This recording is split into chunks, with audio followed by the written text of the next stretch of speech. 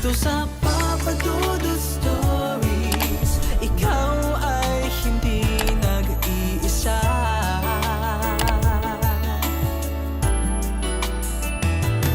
Dito sa Papa Dudut Stories, may nagmamahal sa'yo. Papa Dudut Stories. Papa Dudut Papa Dudut. Sa lahat po ng mga nakatutok ngayon, huwag pong kalimutan mag-like, mag-share at mag-subscribe. Maraming salamat po sa inyong lahat.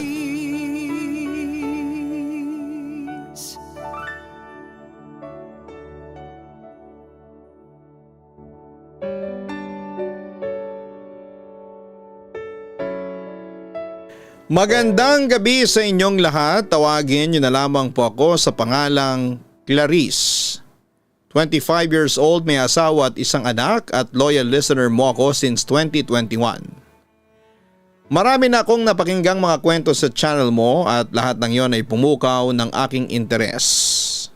Nga pala, Papa Dudut, nakasubscribe na rin po ako sa Kaistorya Horror YouTube channel at sa Gianna Vlogs, ang inyo pong family vlogs. Sa aking pakikinig sa inyong programa ay na-inspire po akong mag-share din sa inyo ng aking karanasan. Alam kong mahirap po itong paniwalaan, ngunit sinasabi ko sa inyo na totoo ang lahat ng babanggitin ko sa aking sulat. Papa Dudut, kasama sa aking kwento ang aking pinsang si Daisy. 10 taon ang tanda ko sa kanya. 6 years old pa lamang siya noon. Sumasali na siya sa mga singing contest sa school. 6 silang magkakapatid at siya lang yung madaldal, clingy, clumsy and favorite na mga tita namin. Kahit na medyo spoiled brat at palasagot siya. Kapag nakakarinig siya ng bagay na na-offend siya o hindi niya gusto ay mabilis siyang sumagot pabalik. Samantala ay honor student din si Daisy. Ewan ko ba, Papa Dudut, kahit puro TV lang at music ang inaatupag ay matalino pa rin siya. Hanggang sa dumating yung panahon na lalong lumala ang ugali ni Daisy. Naging magagalitin po ito, nagwawala kapag hindi natutupad ang kanyang gusto. Tapos may pagkakataong nagmumura na siya sa mga magulang namin. Dahil dito ay pinapalo na siya ng kanyang mga magulang. Tapos isang araw, bigla na lamang siyang nawala for 1 week. Papa Dudut, walang nakakaalam kung nasaan siya noon. Hindi siya matawagan, walang tumatawag for ransom or threat.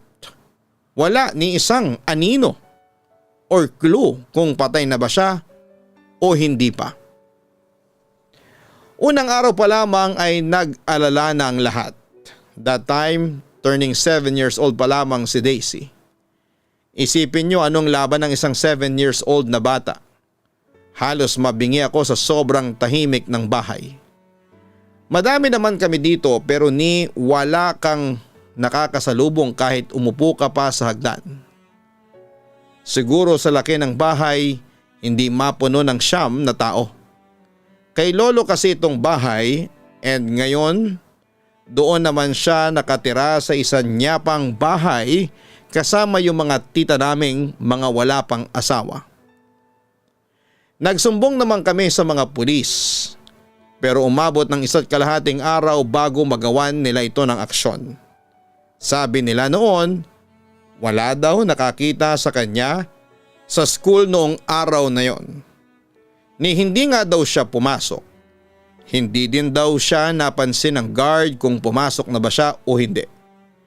Pero sabi ni Tita Joji na mama ni Daisy, hinatid pa nga daw niya si Daisy kahapon. Binalak nilang ipacheck ang CCTV ng school. Nagbabaka sakaling nahagip noon ang pinsan ko pero surprisingly hindi raw gumagana ang CCTV ng araw na nawala siya. Sa kabilang banda habang nag-uusap sila sa tapat ng school, may lumapit na babae. Sabi niya noon baka pwede niyang i-check ang CCTV nila. Kasi ilang lakaran lang yung bahay nila and hagip yung harap ng school ng kaunti. Second day, ipinatawag si Tita Josie para tignan yung CCTV record noong araw na nawala ang anak niya.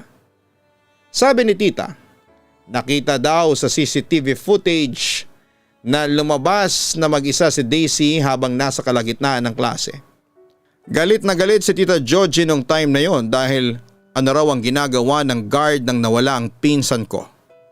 Paano ito nakalabas ng eskwelahan kahit na hindi pa tapos ang klase? Ipinagpatuloy naman ng tita ko ang panonood sa footage at nakitang naglalakad lang si Daisy hanggang may nakasalubong daw siya. Then doon na daw siya sumama. Hindi na makita sa CCTV yung itsura kung matanda ba o ano. Dahil papalayo na sa CCTV yung pinuntahan nila. Naghanap-hanap pa sila tita if may ibang bahay na may CCTV or kanto pero wala na. Dahil sa way na yon, papunta ng gubat, wala nang gaanong mga bahay at hindi naman masisisi ni tita yung guard dahil bago lamang yon at hindi niya pa namumukhaan lahat ng estudyante. Papadudot inabot ng halos 1 linggong walang update, walang nangyayari at halos hindi na sabay-sabay kumain sa almusal, hapunan at puro balita na lang ang pinapanood at baka sakaling may balita na pwedeng clue kung si Daisy ba yun. Pero wala talaga. Sa 7th araw ng pagkawala ni Daisy ay halos nanlulumo na ang lahat. Kasi wala na siguro talaga ang pinsan ko. Nagpapakita na daw si Daisy sa panaginip ni tita na nakauwi na daw siya.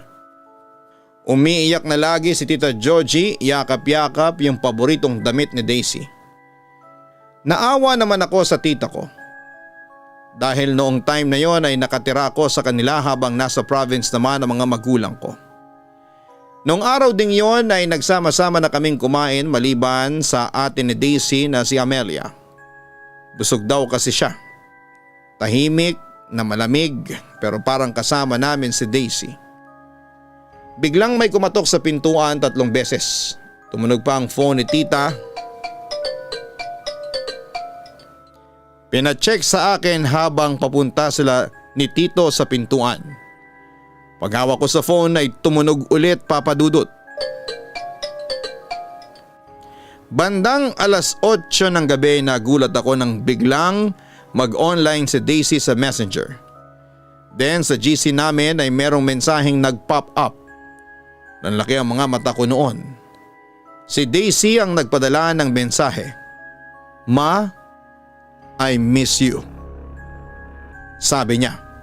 Tapos ilang minuto ang lumipas, nagpadala ulit ng mensahe si Daisy. Sabi niya, I'm home. Papadudot ng inig ako, halos nabitawan ko yung phone ni tita at napatingin sila lahat sa akin habang umiiyak na ako. Lumapit sa akin si Tita Georgie at tanong siya ng tanong kung bakit. Pagbukas ni Tito Jesse ng pinto, walang tao. Tiningnan ni tita kung ano ang nabasa ko and she freaked out. Lumapit silang lahat then suddenly the door heavily closed. Hindi sa front door kundi sa taas, isa sa mga kwarto ang nagsara.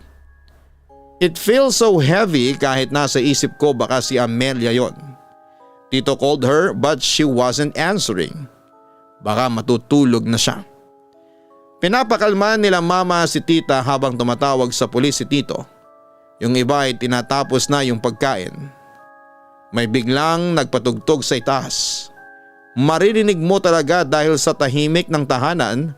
After nung pagsara ng pinto, nagkaroon talaga ako ng malupitang goosebumps that time. Dahil si Daisy lang ang nagpapatugtog sa bahay. Nataranta pa ang lahat ng tumili si Ate Amelia ng Papa! Tumakbo halos lahat sa itaas. Napatigil si Tito Jesse nung nakapwesto si Ate Amelia sa tapat ng kwarto ni Daisy. Pagtingin namin nakaupo si Daisy sa higaan niya. Dala ang bag niya, malinis ang mga damit kahit ang sapatos niya. Dahan-dahan siyang lumingon at ngumiti. Hi, umuwi na po ako, sabi niya sa amin. Pero ang nakakatakot ay wala pang 5 minuto si Daisy sa bahay namin ay unti-unti siyang naglaho na parang usok. Napasigaw noon si Tita Georgie at Tito Jesse at sinubukan pa nilang pigilan ang pagkawala ni Daisy pero nawala na ito. Ako naman ay nanlaki ang mga mata ko sa aking nakita. Ano yung na-witness namin? Nagmulto ba si Daisy sa amin? Papa Dudut, hindi ko matanggap ang posibilidad na baka patay na ang pinsan ko. Kaya umasa ako at kaming lahat na namamalik mata lang kami at buhay pa si Daisy. Kaso Papa Dudut, kinabukasan isang masamang balita ang dumating sa amin. Natagpuan na nila si Daisy sa gubat, naagnas na at syempre wala ng buhay. Nang makita namin ang bangkay ng pinsan ko ay napahaguluhol kaming lahat. Pero wala nang masasakit pa sa naramdaman noon ni na Tita Georgie at Tito Jesse na nawala ng anak. Sa kabilang banda, ayon sa autopsy, natural cause ang pagkamatay ni Daisy. Namatay daw ito sa hika. Wala namang nakitang mga sugat sa katawan niya at hindi naman siya na rape, although malakas ang hinala ng mga pulis na may kinalaman yung taong nakasalubong ni Daisy na nakita sa CCTV. Pero nang suriin ulit ang CCTV footage, parang may mali. Oo, napansin nyo ng mga pulis na parang hindi tao ang sinasabing nakasalubong o sinamahan ni Daisy. Napansin kasi nilang parang lumulutang ito at parang wala ding mukha yung nilalang na yon. At kahit na mukhang imposible, naghinala na noon sina Tita Georgie at Tito Jesse na baka nga hindi tao ang sinamahan ni Daisy ng araw na nawala ito. Samantala, habang binuburol namin si Daisy ay naka-experience kami ng mga bagay na hindi namin inaasahan. Nang dumating yung bangkay ng pinsan ko sa bahay nila, gabi-gabi na kaming nakakaamoy ng mabaho at malangsang amoy galing sa kabaong ni Daisy. Inireklamo namin ito sa puneraryang kinuha namin, ngunit kahit na anong lagay nilang ng formalin ay ganun pa rin ang naaamoy namin. Worst part is may lumalabas na uod sa ilong at tenga ng pinsan ko. Doon kami natakot at hindi alam ang gagawin. Hindi siya normal na uod lang kasi malalaki ito. Doon na nagumpisang magkwento ang puneraryang kinuha namin sa mga na-experience nila nung nandun pa sa kanilang bangkay ni Daisy. That night daw, nang dadalhin na si Daisy sa morgue ay may isang lalaki daw na tumulong magbuhat sa bangkay ni Daisy na hindi naman nila kilala. Nang dumating na sa morgue at may nakita silang lalaki sa CCTV na hindi umaalis sa gate ng punerarya. Nang tinanong ito ng isa sa mga nagtatrabaho doon ay si Daisy daw ang pakay niya. Ngunit nang pinakita sa amin ang CCTV, walang may nakakakilala sa kanya kahit isa sa amin. Nang minsan ding dumalaw ang tita kong albularyo, sumigaw siya nang makita ang bangkay ng pinsan ko. Doon niya sinabi kay Tita Georgie na hindi daw yon ang pamangkin niya. Kaya daw kami nakakaamoy ng malansa at mabaho at may mga uod na lumalabas sa bangkay ni Daisy dahil pinalitan daw ang katawan ng pinsan ko. Samantala, may nakapagsabi sa amin na before ilibing si Daisy, padaanin daw ito sa bintana para malaman talaga kung pinalitan nga ito. Ngunit hindi ito natuloy sa sobrang takot ng pamilya ko na baka kung ano pa ang makita namin pagkatapos at baka matakot din ang mga taong nakikiramay. Habang nasa sementeryo na kami bago ipasok ang kabaong ni Daisy sa nicho, doon kami sa isang lumapit para magpaalam. Ngunit natakot na naman kami nang may mga uod na naman na lumalabas sa ilong at tenga ni Daisy. Mas madami sa naunang mga uod na lumalabas noong nasa bahay pa lamang ni na Daisy. Pagkatapos ilibing si Daisy, pinaalbularyo namin yung damit niya. Doon sinabi ng albularyo na hindi nga daw si Daisy yung nilibing namin. Pinalitan daw yung katawan niya ng katawan ng hayop o puno ng saging. Nagsuggest din ang albularyo kung gusto naming makausap si Daisy sa paraang sasanib ito sa isa sa mga anak niya para malaman talaga namin kung ano ang totoong nangyari, ngunit hindi na namin ginawa sa sobrang takot. Sa kabilang banda, kasama ang tiyahing kong albularyo ay pinuntahan din nila ang lugar sa gubat kung saan natagpuang patay si Daisy. Pero biglang nagsisigaw sa takot ang tiyahin ko na para bang may nakikita siya na hindi namin nakikita. Tapos noon ay nagtatakbo na siyang palayo. Inabol naman namin si tita at hindi na natuloy ang balak namin na alamin kung sino ang kumuha sa pinsan ko. Kinagabihan na stroke ang tita kong albularyo. Nasawi din ito kinabukasan pagkatapos lumabas ang test and scan sa utak niya na meron siyang mahigit 70cc na dugo. Siyempre nanlumo kaming lahat sa pagkamatay ng tiyaheng ko. Pero malakas ang suspetsya namin noon na hindi natural cause ang pagkamatay ng tita ko. May pumatay sa kanya na hindi namin nakikita. Pero ang hinalang yon ay nanatili lamang na hinala dahil hindi naman namin napatunayan na pinatay si tita ng maligno o kung anuman na nilalang na siyang pumatay din sa pinsang ko. Hinayaan na lang namin ang lahat at sinubukang mag-move on. After 6 months, naka-move on din kami nang walang kababalaghan na nangyayari. Kaso papadudot, eksaktong 1 taon simula nang mamatay si Daisy ay muling nakaranas kaming lahat ng kababalaghan. Nakatira pa rin ako noon sa bahay ni Tita Georgie at sa totoo lang ay wala namang kakaiba or anything creepy sa bahay nila. Pero may napansin kami sa nakatambak nilang kotse. There are little footprints na sobrang dami sa salamin ng sasakyan. Unang tingin ko doon, ang nasa isip ko ay mga bata silang naglalaro doon. Umakyat sa salamin ng kotse pero imposible kasi si Daisy lang noon ang bata sa amin at patay na siya. So kanino nanggaling ang mga bakas ng paa ng isang 6 or 7 years old na bata? Nang makita namin yon ni Tita Georgie ay napangiti na lamang siya sa amin at sinabing baka si Daisy lang yon na naglaro. Tinanong ko naman baka may bata na mula sa kapitbahay namin ang nakapasok sa bakuran namin at naglaro sa ibabaw ng kotse. Sabi ni Tita Georgie imposible daw na may makakapasok na bata doon para maglaro sa garahe nila dahil may gate sila and yes ang taas ng gate nila. And sino ba namang loko-lokong bata ang maglalaro doon nang hindi nila nalalaman na nakakyat na sa sasakyan nila. Actually hindi ko may paliwanag or hindi ko din alam kung si Daisy ba ang may gawa noon o baka maligno o tiyanak, hindi namin masabi. Kaya nagpasya noon si Tito Jesse na mag-install ng CCTV camera sa labas ng bahay namin. First and second day ay wala kaming nakitang kakaiba. Pero sa ikatlong araw bandang 3:00 ng madaling araw ay may nagpakitang bata sa CCTV footage at umakyat ito sa kotse nang lumulutang. Tapos ay palakad-lakad siya sa ibabaw ng kotse at mukhang alam niyang nakikita siya sa CCTV camera kaya humarap pa ang bata.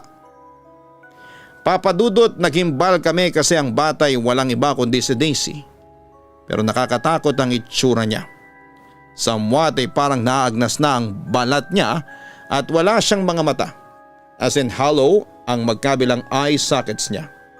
Literal talaga siyang multo. Dahil naman sa takot namin ay agad na binura ni Tito Jess ang CCTV footage na yon. No need to save a file. Ang mahalaga lang naman ay napatunayan naming si Daisy nga ang may kagagawa noon. Pero siya nga ba yon? That time kasi nagre-research na ako sa internet tungkol sa mga paranormal beings and experiences. At ang kutob ko ay baka isa lamang yung masamang espiritu na ginagaya ang itsura ni Daisy para linlangin kami. Sa kabilang banda, pagkatapos noon ay natahimik ulit ang buhay namin. Walang kababalaghang nangyari. Akala namin ay tapos na. Pero hindi pa pala. That time nag-work sa ibang bansa si Tito Jesse. Kaya naman nag-decide si Tito Georgie na maglagay ng maraming CCTV sa buong bahay para anytime ay makita niya sa CCTV ang mga bata. Bali ang wala lang ay sa CR at yung isang kwarto kung saan kami natutulog ng pamangkin ko. Pero the rest ay meron na. Sa sala, kusina, gitna ng bahay, kwarto nila Tita Georgie at sa labas ng bahay. Bandang 3:00 ng madaling araw daw nalimpungatan si Tita Georgie dahil si Tito Jesse tumatawag. Itong time na ito malakas ang ulan. Kaya sarado ang pinto sa sala dahil bumaha doon. Tumawag doon si Tito Jesse kasi kita daw niya sa CCTV sa sala si Christine na bunso nilang anak na nasa gilid ng sofa sa sala. Naglalaro sa baha. Baka daw makuryente. Kaya nagulat si Tita Georgie, sabi niya, eto si Christine nasa tabi ko. Nakatalokbong kasi yon kung matulog kaya hindi kita sa CCTV. Kaya nagulat daw si Tito Jesse kasi kita niya sa CCTV na may batang naglalaro sa may sala. Si Tita Georgie naman ay hindi na niya tinangkang silipin pa sa bintana. Natulog na lang daw siya. Pero hindi mapalagay noon si Tito Jesse kaya ako naman ang tinawagan niya at inutusan kung sino yung batang naglalaro sa sala. Bilang nakikitira lamang ako noon sa bahay nila ay sumunod ako. Buwaba ako at ang laki ang mga mata ko kasi meron ngang naglalarong batang babae sa baha sa sala. Nang humarap ito sa akin ay tumaas lahat ng balahibo ko sa katawan. Dahil ang nakita ko noon ay walang iba kundi si Daisy Papa Dudut. Daisy? Ikaw ba talaga yan? Nanginginig na tanong ko. Ewan ko ba kung bakit nagkaroon ako ng lakas na harapin ang multo ng pinsan ko kahit na matatakutin talaga ako. Hindi kumibo si Daisy at nanatili lang nakatingin sa akin. Mamayang kaunti ay may itinuro siya sa likuran ko. Kinilabutan ako at mabilis na napalingon sa aking likuran. Doon ay nakita kong may dalawang matatandang babaeng nakaitim at nakabelo ang nakatayo sa hagdan. Sa likuran ko mismo. Dito na ako napasigaw at sa takot ko ay buwaba ako. Pero nadulas ako noon sa hagdan. Lumabas naman sina Tita Georgie sa kwarto niya para saklolohan ako. Bigla namang nawala sina Daisy pati na rin yung dalawang black ladies na nasa likuran ko. Samantala tinanong ako ni Tita Georgie kung ano ba talaga ang nakita ko at napasigaw ako. Ikinuwento ko sa kanya ang nakita ko at totoo ang sinasabi ni Tito Jesse na may bata siyang nakita na naglalaro sa CCTV. At si Daisy nga yun. Pero ikinuwento ko rin yung nakita kong dalawang black ladies na nasa likuran ko. Hindi ko alam kung maniniwala sa akin noon si Tita Georgie pero ang sabi lang niya sa akin noon ay magpahinga na lamang ako at iwasan ko raw ang magbabad sa cellphone. Matulog daw ako ng tamang oras nang sa ganon ay hindi raw ako mag-hallucinate. Papadudot pinalampas ko ang pangyayaring yon. Bagamat naging lamanan ng bangungot ko yung dalawang black ladies na nakita ko. Samantala lumipas sa mga taon, nakapagtapos na ako ng college noong 2023 at sina Tita Georgie at Tito Jesse ay nakatira na sa Amerika kasama si Christine na malaki na rin. Ako na ang pinatiran ng tiyahin ko sa bahay nila. Kumbagay huhulugan ko na lang yon sa kanila hanggang sa maging akin na yung bahay. Hindi nagtagal, same year 2023 ay nag-asawa ako at naging content creator. Sa kabilang banda ay nangyari ang isa na namang kababalaghan bago magpasko ng 2023. Ito yung time na peak ko sa pag-affiliate sa TikTok at sa isa sa mga perks noon ay mga random na sellers na magpapadala ng products. Naka-receive ako ng CCTV as free sample pero sadly wala siyang kasamang SD card. Tamang-tama kasi nasira na rin ang mga in-install ni Tito Jesse na mga CCTV sa bahay dahil na rin sa kalumaan. Anyway, ang kagandahan pala sa CCTV na ito ay pang phone siya tapos ay pwede siyang mapanood sa ibang phone at kahit magkaiba ng wifi. Since hindi pa ako nakakabili ng SD card at may kamahalan din kinabit pa rin namin siya para makita kung may mga parating na delivery dahil lagi lang akong nasa kwarto. Kumbaga may delivery man ay hindi ko maririnig pag tumatawag. So fast forward nagpaalam sa akin ang asawa ko na kung pwede siyang pumunta sa isang resort sa Pansol. Company outing daw. Pinayagan ko naman siya since lagi din niya akong pinapayagang umalis kasama ang mga kaibigan ko. Kami lang ng 6-month-old baby ko ang nasa loob ng kwarto. Umalis siya bandang 11 PM and made sure na naka-double lock ang gate namin at nangakong uuwi siya sa makalawa. Tulog na yung anak ko noong pag-alis niya kaya nag-Netflix na lang ako dahil hindi rin naman ako makakatulog kung wala ang asawa ko. Naka-monitor din siya sa CCTV namin para din sa safety naming mag-ina. Magka-chat naman kami kahit nandun siya pero pinipilit ko siya na wag na mag-cellphone para makapag-enjoy. Pero nag-chat siya bandang 3:30 AM at talagang nanlamig ako sa sinabi niya. Nilong press ko muna yung chat niya at una kong nabasa yung love, sino ang tao sa gate. Sila nanay ata love. Love, check mo ang CCTV. Tapos ay panay miss call na. Pero kinilabutan talaga ako sa pinaka-latest chat niya. Huwag kang lalabas. Papupuntahin ko sina kuya dyan. Chinek ko kagad ang CCTV at wala naman akong nakikita. Tama naman yung timestamp na 3:32 AM, December 18, 2023. Nireplyan ko siya na mag-send ng screenshot noong nakikita niya sa CCTV. Sinend ko din sa kanya yung screenshot nung sa akin na walang tao sa gate namin. Sabi ko sa kanya wala namang tao. Huwag kang manakot. Natatakot ako sa mga sinasabi mo eh. Pero mas nagulat ako lalo sa sinend niya. May dalawang matandang babae at isang batang babae na nakatayo sa labas ng gate. Nakatayo lang sila sa labas ng gate mismo. Same timestamp sa akin pero sa phone ko ay wala akong nakikitang tao. Sinigurado ko talaga sa kanya na ire-refresh niyang maigi yung phone niya kasi baka hindi updated yung view niya kaya hindi kami parehas ng footage. Hindi daw siya nagkakamali at talagang latest yung view niya. So inalarm ng asawa ko yung CCTV. Hindi siya sobrang lakas. Pero narinig ko yung person, you are under surveillance.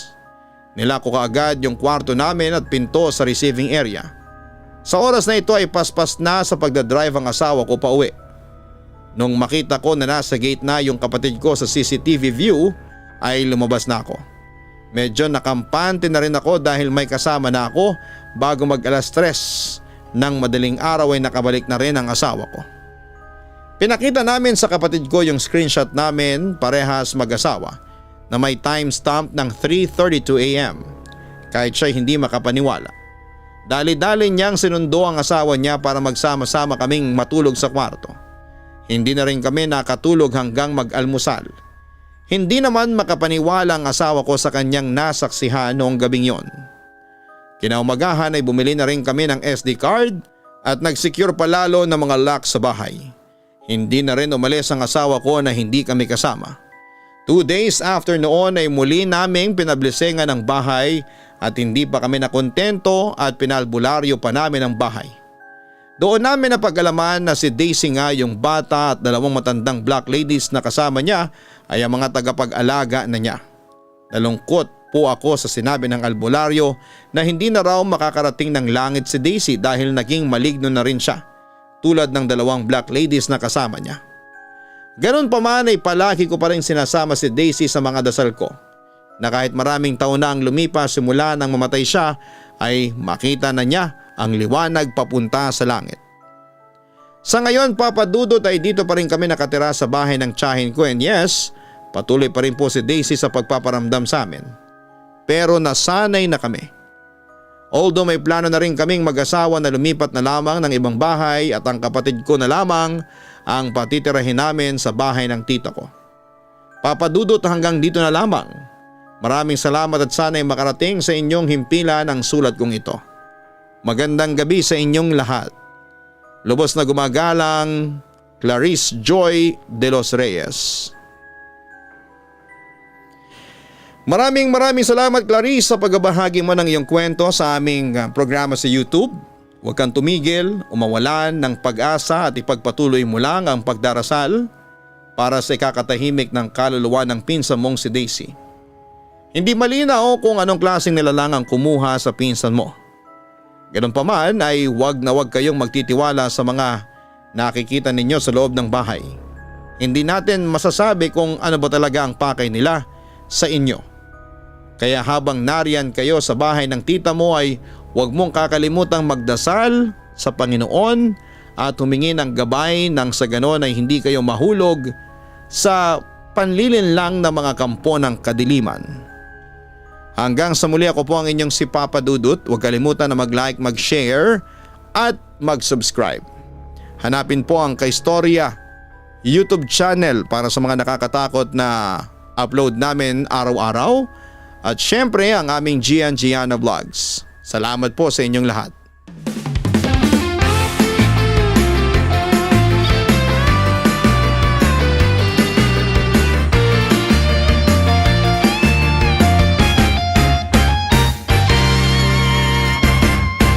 Hanap mo ba'y manok na masarap? Lechon manok na lagi niyong balikan. Let's go na magpatumpik-tumpik pa. Siguradong enjoy lahat sa kapagkainan. Papadudot, lechon manok, iba ang lasa, iba ang sarap.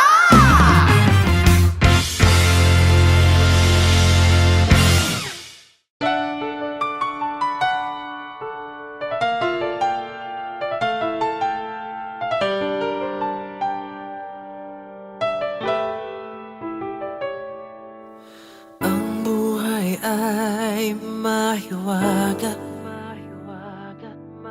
laging may lungkot at saya.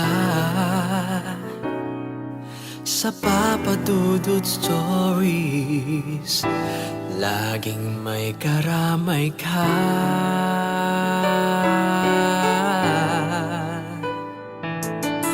Mga problemang kay bigat, dito ay pakikinggan ka. Sa Papa Dudut Stories, kami ay iyong kasama. Dito sa Papa Dudut Stories, ikaw ay hindi nag-iisa.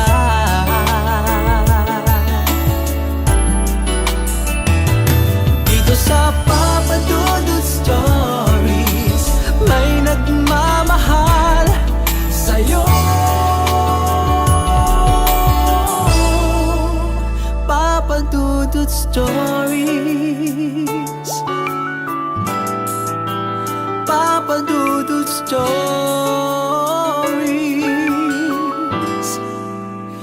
Papa Dudut Stories. Hello mga ka-online, ako po ang inyong si Papa Dudut. Huwag kalimutan na mag-like, mag-share at mag-subscribe. Pindutin ang notification bell para mas maraming video ang mapanood ninyo. Maraming salamat po sa inyong walang sawang pagtitiwala.